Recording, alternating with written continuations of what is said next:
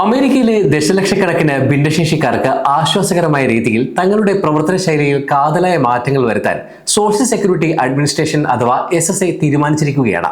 നിലവിൽ ആനുകൂല്യങ്ങൾ ലഭിച്ചുകൊണ്ടിരിക്കുന്നവർക്കും പുതുതായി അപേക്ഷിക്കുന്നവർക്കും ഒരുപോലെ ഗുണകരമാകുന്ന രീതിയിലാണ് ഈ പരിഷ്കാരങ്ങൾ നടപ്പിലാക്കുന്നത്.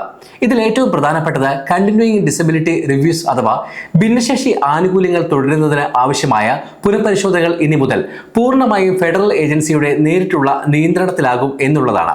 നിയമപ്രകാരം നിശ്ചിത കാലയളവിൽ നടത്തേണ്ടുന്ന ഈ വൈദ്യ പരിശോധനകൾ ഇതുവരെ അതത് സംസ്ഥാനങ്ങളിലെ ഡിസബിലിറ്റി ഡിറ്റർമിനേഷൻ സർവീസസ് ഓഫീസുകളാണ് കൈകാര്യം ചെയ്തിരുന്നത്. എന്നാൽ പുതിയ മാറ്റത്തിലൂടെ ഈ ചുമതല പൂർണ്ണമായും SSAയുടെ നേരിട്ടുള്ള നിയന്ത്രണത്തിലുള്ള ഡിസബിലിറ്റി കേസ് റിവ്യൂ വിഭാഗത്തിന് കൈമാറും. ആനുകൂല്യങ്ങൾ വിതരണം ചെയ്യുന്നതിലെ അപാകതകൾ കുറയ്ക്കാനും തീരുമാനങ്ങൾ കൂടുതൽ സുതാര്യവും വേഗത്തിലുമാക്കാനും ഈ കേന്ദ്രീകൃത സംവിധാനം സഹായിക്കുമെന്ന് SSA കമ്മീഷണർ ഫ്രാങ്ക് ജെ ബിസിഗ്നാനോ വ്യക്തമാക്കി. ഈ ഭരണപരമായ മാറ്റം ഗുണഭോക്താക്കൾക്ക് വലിയ ഗുണം ചെയ്യുമെന്നാണ് പ്രതീക്ഷിക്കുന്നത്.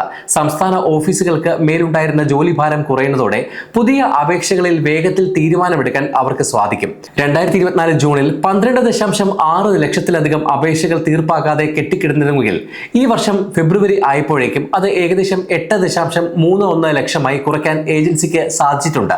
അതായത് അപേക്ഷകളുടെ ബാക്ക്ലോഗിൽ ഏകദേശം 33% കുറവുണ്ടായിട്ടുണ്ട്. ഒരു പ്രത്യേക പ്രദേശത്തെ ഓഫീസിൽ അപേക്ഷകൾ വർദ്ധിക്കുമ്പോൾ മറ്റ് സംസ്ഥാനങ്ങളിലെ സൗകര്യങ്ങൾ കൂടി ഉപയോഗപ്പെടുത്തിക്കൊണ്ട് നാഷണൽ വർക്ക് ലോഡ് സിസ്റ്റം എന്ന രീതിയിൽ ഫയലുകൾ കൈകാര്യം ചെയ്യാനാണ് ഏജൻസി ലക്ഷ്യമിടുന്നത്. ഇതുവഴി കാലതാമസം ഒഴിവാക്കാനും സേവനങ്ങൾ കൂടുതൽ കാര്യക്ഷമമാക്കാനും സാധിക്കും. പ്രവർത്തന രീതിയിൽ മാറ്റങ്ങൾ വരുമ്പോഴും ഭിന്നശേഷി ആനുകൂല്യങ്ങളുടെ നികുതി നിയമങ്ങളിൽ മാറ്റങ്ങളില്ല എന്നത് ശ്രദ്ധേയമാണ്. ഓരോരുത്തർക്കും ലഭിക്കുന്ന ആനുകൂല്യങ്ങളുടെ സ്രോതസ് അനുസരിച്ചാണ് അവയ്ക്ക് നികുതി നൽകണോ എന്ന് തീരുമാനിക്കുന്നത്.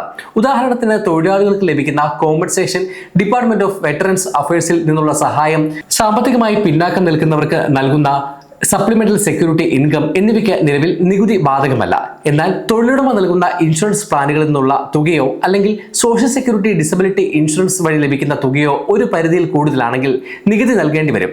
ചുരുക്കത്തിൽ അത്യാധുനികമായ ഒരു കേന്ദ്രീകൃത സംവിധാനത്തിലൂടെ സേവനങ്ങൾ കൂടുതൽ വേഗത്തിലും കൃത്യതയോടെയും ജനങ്ങളിലേക്ക് എത്തിക്കാനാണ് സോഷ്യൽ സെക്യൂരിറ്റി അഡ്മിനിസ്ട്രേഷൻ ഈ വലിയ നീക്കത്തിലൂടെ ലക്ഷ്യമിടുന്നത്. ഇക്കഴിഞ്ഞ മാർച്ച് 7 മുതൽ പതിറ്റാണ്ടുകളായി നിലനിന്നിരുന്ന പ്രാദേശിക ഫീൽഡ് ഓഫീസ് സേവന രീതി അവസാനിപ്പിച്ച് പകരം ഏകീകൃതമായ ഒരു ദേശീയ സംവിധാനം ഏർപ്പെടുത്താനും സോഷ്യൽ സെക്യൂരിറ്റി അഡ്മിനിസ്ട്രേഷൻ തീരുമാനിച്ചിരുന്നു.